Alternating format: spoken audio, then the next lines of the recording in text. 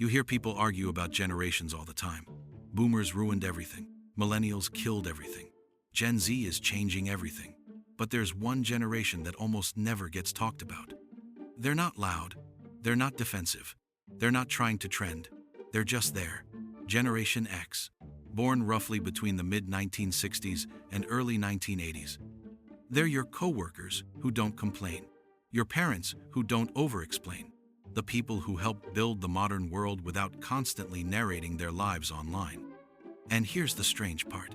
Psychologically, they might be the most misunderstood generation alive.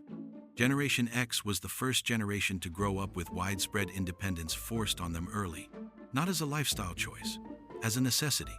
Imagine being 8 years old, walking home from school, unlocking the door to an empty house, and knowing nobody would check in for hours.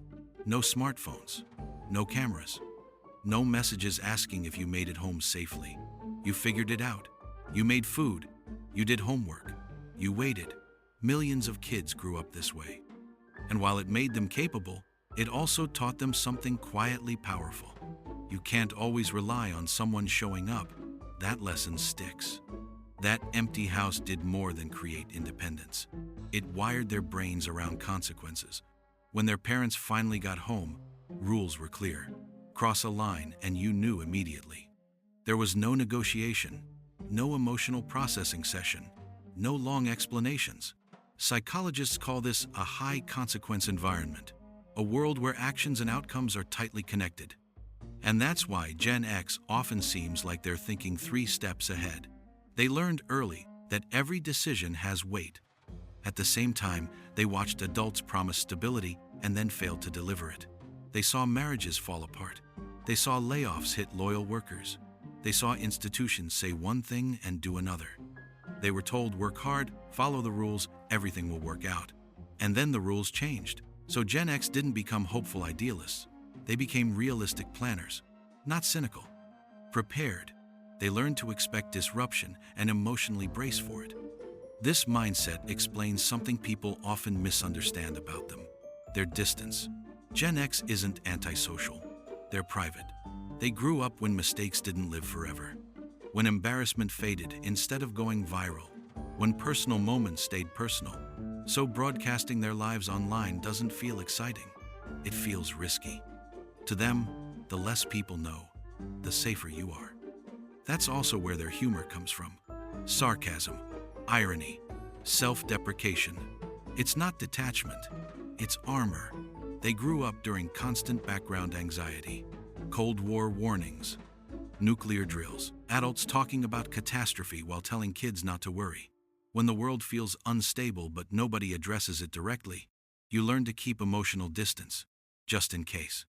And yet, despite all this, Gen X developed one of the most quietly effective work ethics you'll ever see. They don't announce it, they don't brand it, they don't talk about grind culture, they just work. Their first jobs came early: paper routes before sunrise, fast food registers without calculators, responsibility before adulthood. These weren't passion projects. They were survival training. They learned competence before confidence. They also watched what happened to loyalty. They saw companies discard people who gave decades of their lives. So Gen X made a shift. They didn't trust systems. They trusted skills. They don't believe a job will save them.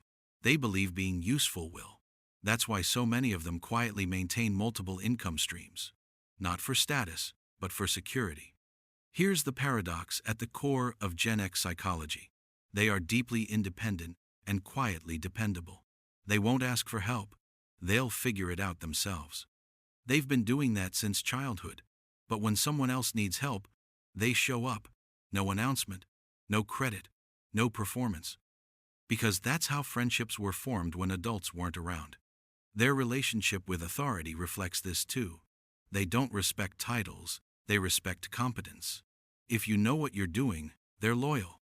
If you don't, they disengage immediately. This comes from watching authority fail repeatedly, politically, economically, socially. They learned early that power doesn't equal wisdom. Economically, Gen X took hit after hit. Some entered adulthood during recessions. Others were building careers when financial crises wiped everything out. So they adapted. Not by optimism, by redundancy. If nothing lasts, you prepare for the ending. Psychologically, this level of self-reliance has a cost. Gen X is excellent in emergencies, but often uncomfortable asking for support. Not because they lack relationships, but because needing help feels like losing control. They were taught to manage,